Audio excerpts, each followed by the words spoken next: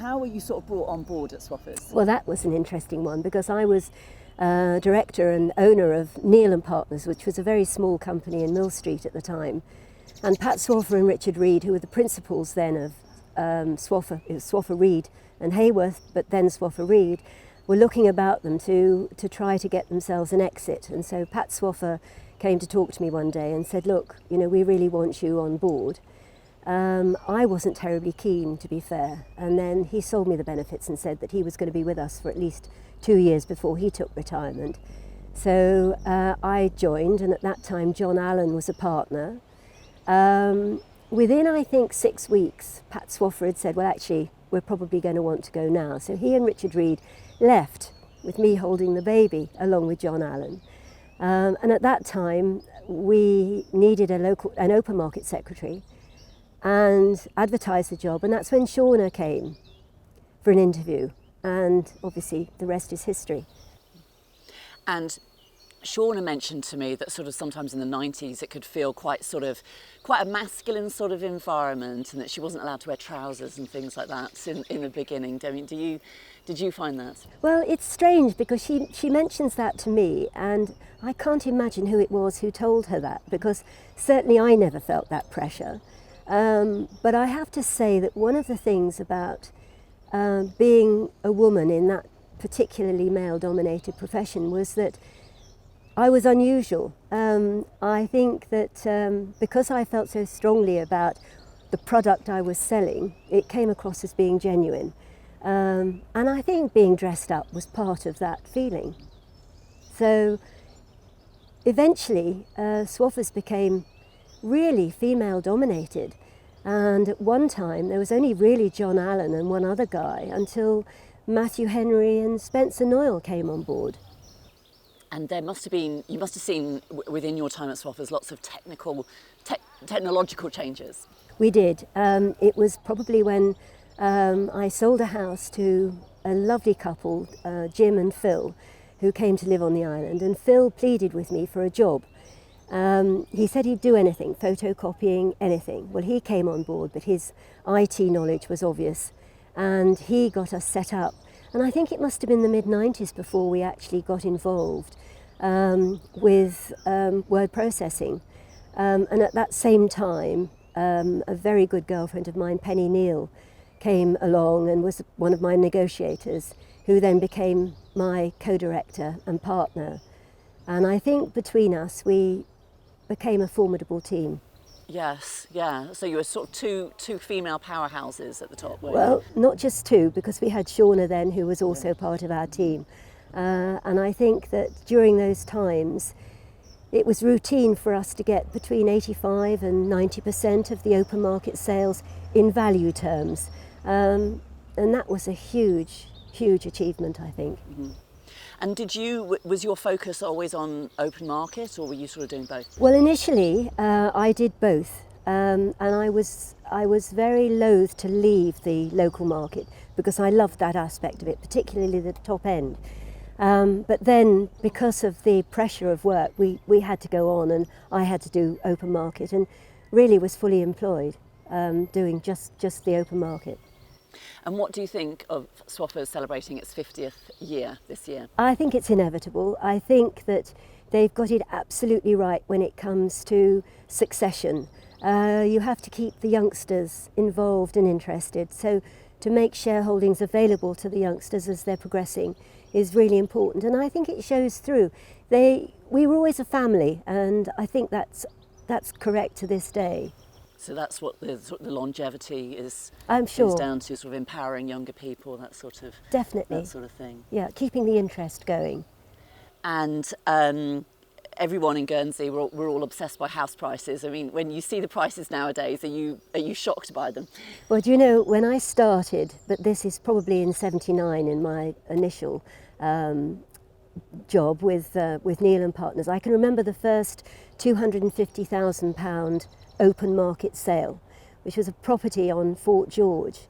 And I can remember talking about it with my husband, Roger, at the time, and saying, where's it all going to end? You know, £250,000 for an open market house. Well, of course, it's not long before we've seen 13-14 million pound properties being sold. So it's really gone way beyond what I ever thought was possible. Do you have any sort of memorable sales? I mean, apart from that one. Yes, I can remember once having a phone call from one of our advocates, and he said, this is a delicate situation. He said, one of my clients has negotiated to buy a property, has paid a deposit. It's a £500,000 property. It's on Fort George, through another agent. He's not now able to complete, so he's looking to sell on the contract. But of course, the company that were actually acting for the vendor wouldn't allow anybody to go into the property. So he said, I'm really asking you if you can find somebody who's prepared to look at the outside and buy it. Well, I had one person in mind, and I phoned him, took him along, and he said, yes, absolutely, I'll do it. He said, but you know, I'll limit their loss. I'll pay £475,000. So the people then lost £25,000, which was much better than the full loss. He stayed there for a long time, became a very long-term client of mine. And another one, which I think is equally funny, was a young couple came into the office and they said they'd been recommended to me by a policeman as they walked down Candy Road. I had no idea who they were. I took them out to see property, and I have to say at that time it was at the top end of the market. And we drove into this property in St Peter Port, and the woman said, well, this is it, John. This is the house we're going to buy. And I thought this was strange. This was a very expensive property. Subsequently, he made me an offer. Unlike today, he sent me a letter. He enclosed a 10% deposit with that letter, and he subsequently went ahead and bought it. About 3 weeks after they'd got in, I went to see them and just to find out if they were okay. And I said, you know, something's puzzling me. Why did you know? Immediately we walked. She said, well, actually, I've got a great friend who can see. She reads tea leaves. And she told me before we came to the island that I was going to buy something with pillars and something that looked out to sea. And so she said, as soon as I saw that, I knew that this was the house for us. They're still there to this day. Wow. Oh, well, it worked out for them. Perfectly. I remember one occasion when we had a guy who came into the office and said he was looking to buy a hotel. He'd been staying at the Hotel de Havilland, and we took him out to see various hotels, and he found one that he was more than happy to buy. I explained that he had to put down a 10% deposit. No problem, he said. I think at the time it was about £150,000.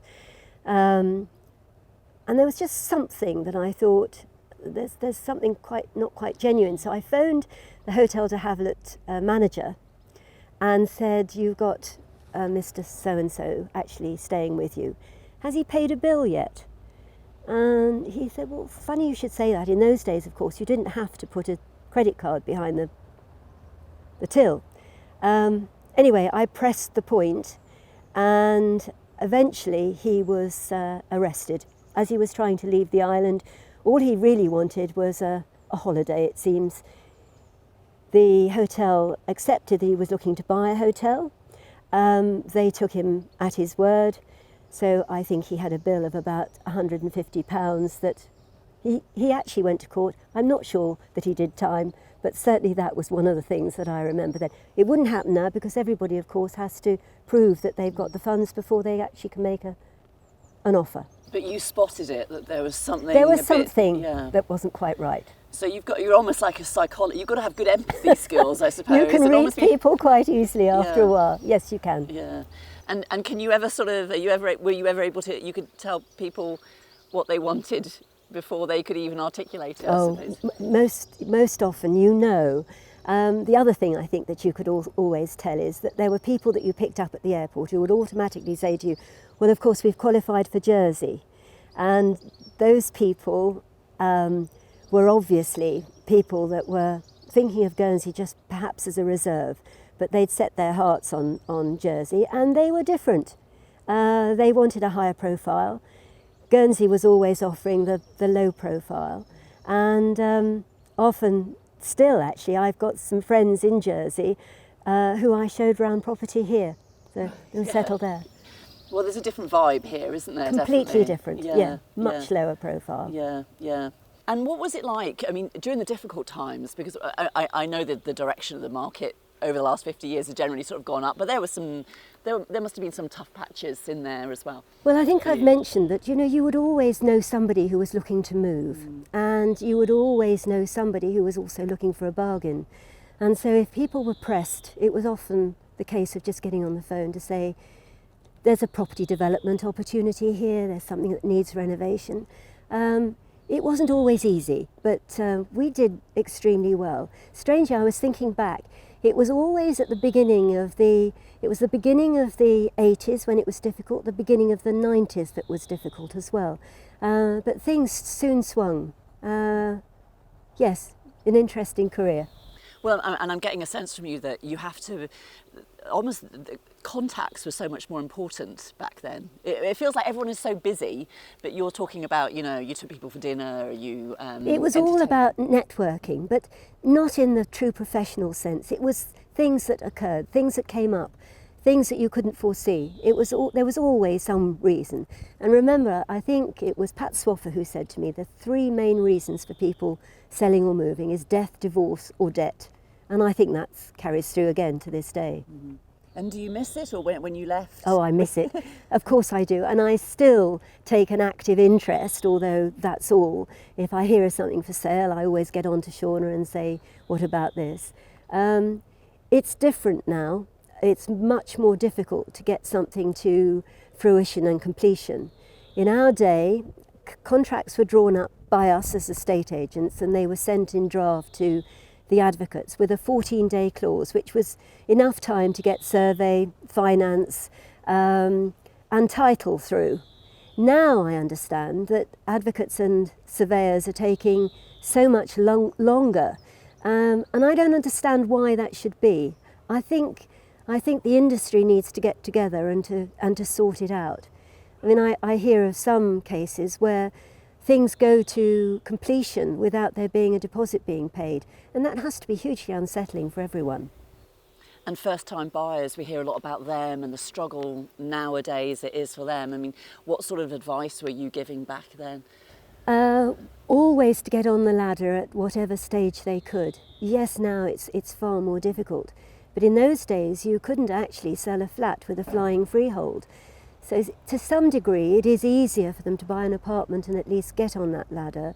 And remember, interest rates are much kinder now than they were. I mean, I can remember interest rates being 15% at some stages, so it should be easier, but the lack of housing is obviously a big problem that needs to be also addressed by our states.